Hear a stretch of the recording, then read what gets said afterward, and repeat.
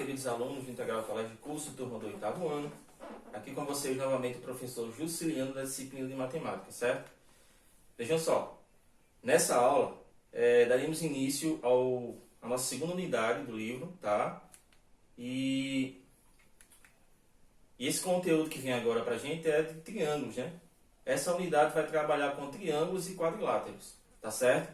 Então vejam só, eu trouxe aqui para vocês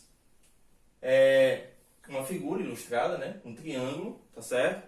E a gente vai destacar daqui a pouquinho esses elementos que fazem parte desse triângulo aqui, certo? Mas no mais vale salientar que os triângulos, o triângulo em si é considerado uma figura rígida, né? Pela sua dimensão, pela sua rigidez, e isso na engenharia, nas grandes obras, são bastante utilizados, tá? Então vejam só, a gente vai separar os elementos que fazem parte de um determinado triângulo, tá? Aí vejam só, os lados, os vértices, os ângulos internos e os ângulos externos. Bem, vejam só, os lados, a gente vai separar aqui os lados, são esses daqui, né? Ó, lados, então a gente vai separar os segmentos de retas que fazem parte desses lados aqui. Então, daqui para cá, a gente vai ter o segmento de reta AB, ó. Segmento AB. Então, ó, a gente vai separar aqui um dos lados, AB, tá certo? Outro lado que eu posso separar é o lado aqui, ó, BC, né, do triângulo aqui. Então, o lado BC. E a gente vai ter mais um lado ainda, que é esse lado aqui de baixo, que é o lado AC, certo? Então, e AC. Então, o segmento de reta, para ser representado, a gente vai juntar as letras, né, que fazem parte do vértice, né, do segmento de reta aqui, ó. Esse vérticezinho com esse daqui, um ponto liga ao outro, então esse aqui é um segmento de reta. Então, a gente representa dessa forma aqui, né, faz a junção das letras, né, correspondentes aqui, e acima deles é colocado esse tracinho aí, que é para indicar que é um segmento de reta, tá certo? A gente vai separar também os vértices, né, que fazem parte desse triângulo aqui. Os vértices estão aqui, ó, né? São os encontros de duas retas, né, em um único ponto. Então, a gente vai ter o vértice A, vamos separar aqui o vértice A, o vértice B, separar aqui o vértice B, e eu vou ter também o vértice C, já está aqui. Separamos os vértices da nossa imagem e agora a gente vai separar os ângulos internos e também os ângulos externos, que fazem parte disso aqui. Os ângulos internos são os ângulos que vai vir na parte interna da figura, certo? Na parte de dentro aqui da nossa imagem aqui, ó. Então, o triângulo vai ter três ângulos internos, tá? Então, vejam só. O que é que vai acontecer aqui agora? Para representar um ângulo, eu vou estar colocando a letrinha que representa esse ângulo. E acima dessa letra eu vou colocar o quê? Um chapéuzinho, tá? Representação de ângulo. Então, o ângulo A já está aqui, ó. Certo? O ângulo A. Vou representar também o ângulo B. E vou representar o ângulo C. Tá certo? Tá aqui, ó. Na parte interna do meu triângulo. Ok? Então, veja só.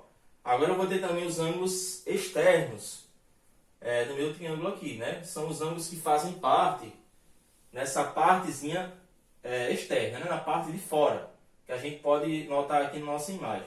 Então a gente vai ter um ângulo externo A, o Azinho aqui minúsculo, né? Que destacamos aqui. Um ângulo B, né? O Bzinho aqui minúsculo. E o ângulo C, que é esse daqui, ó, certo? Então, nesse momento, separamos aqui os elementos que fazem parte de um determinado triângulo, tá bom? Continuando ainda, a gente vai ter a parte de congruência de triângulos, certo? Eu trouxe aqui para vocês dois casos dessa congruência de triângulos. A gente vai ter o primeiro caso. O primeiro caso se refere a lado e lado, certo? E recebe uma abreviação aí, L, certo? Lado e lado. Então, veja só, o que é que você quer dizer com isso, professor? Como é que eu vou estar analisando um lado e lado? vocês vão ver os lados que são correspondentes entre si e verificar se eles são congruentes. Ou seja, se eles possuem medidas iguais, tá bom? Então veja só, eu tenho um triângulo aqui, ó. Eu tenho dois triângulos, na verdade, né?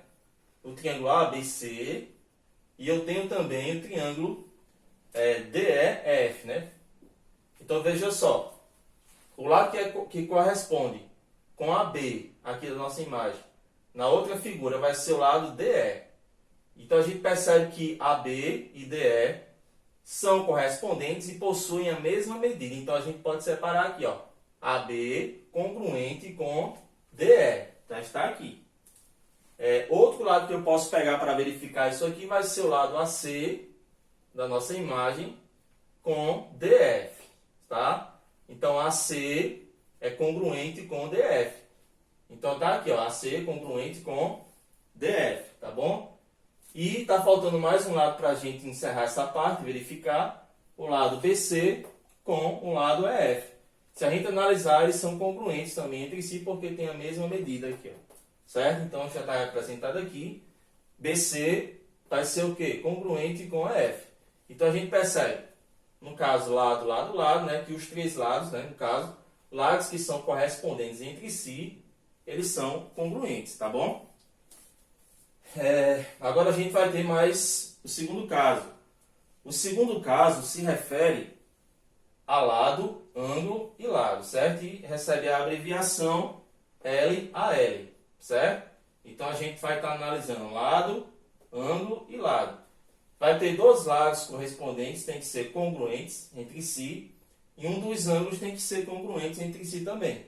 Ou seja, tem que possuir a mesma medida, tá? Então a gente vai analisar aqui, ó, XY com PQ.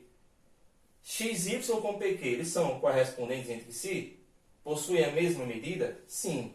Né? Já está aqui, ó, XY congruente com PQ. Já separamos aqui. Com relação ao ângulo, agora o ângulo. O ângulo que está na mesma localização, né, de correspondência. Eles são congruentes entre si? Sim, né? Ambos têm medida de 60 graus. Então, eles são congruentes entre si. Então, a gente vai também escrever isso aqui, ó. Ângulo Q congruente com ângulo Y. Certo? E mais outro caso que falta para a gente analisar é esse ladozinho aqui, ó. YZ, tá? Com QR. Com QR aqui, ó. Esses lados, eles são correspondentes entre si. E a gente analisando aqui a situação, percebemos que eles são congruentes entre si. Certo? Então, veja só. Primeiro caso, segundo caso. Primeiro caso, lado, lado, lado. Certo? Segundo caso, lado, ângulo e lado, tá? Tá faltando mais dois casos que a gente vai ver. Então, pessoal, agora eu estou trazendo para vocês o terceiro caso e o quarto caso de congruência de triângulo, certo? Vejam só. O terceiro caso se refere a ângulo, lado e ângulo, tá? E recebe a abreviação ALA, tá certo? O que é que a gente vai analisar aqui? Vai ter um lado que é correspondente, né? A gente vai verificar se eles são congruentes, tá? Então, JK, ele corresponde com ON, a gente percebe que eles são congruentes porque tem a mesma medida. Então, sendo assim, eles são congruentes entre si. A gente separou aqui, ó. Tá certo? JK congruente com ON. Já está aqui separado. Certo? Agora, o ângulo que corresponde com J. Ângulo J corresponde com ângulo O.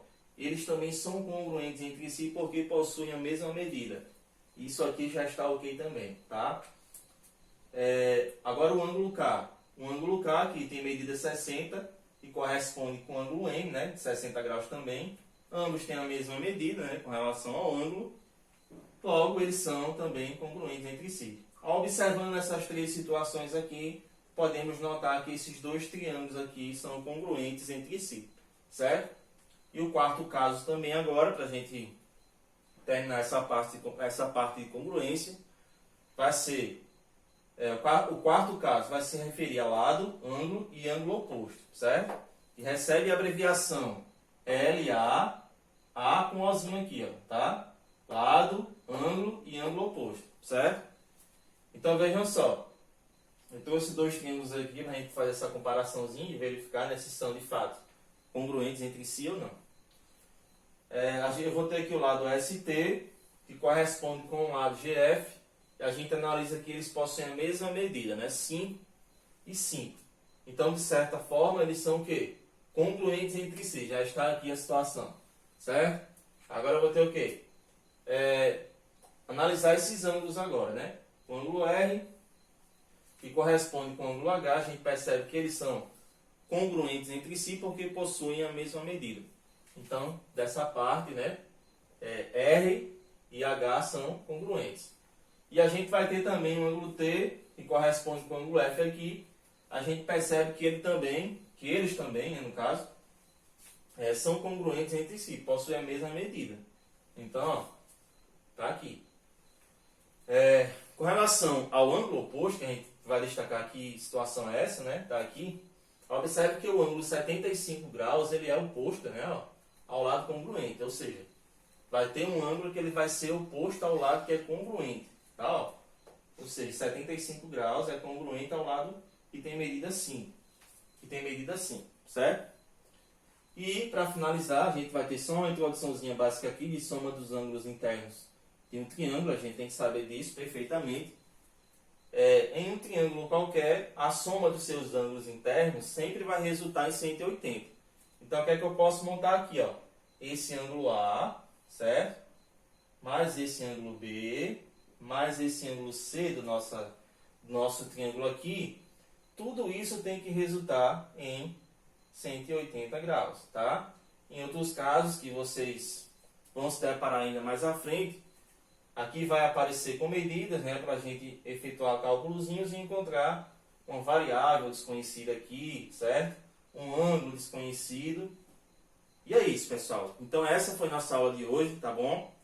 Um abraço, fiquem com Deus, até mais.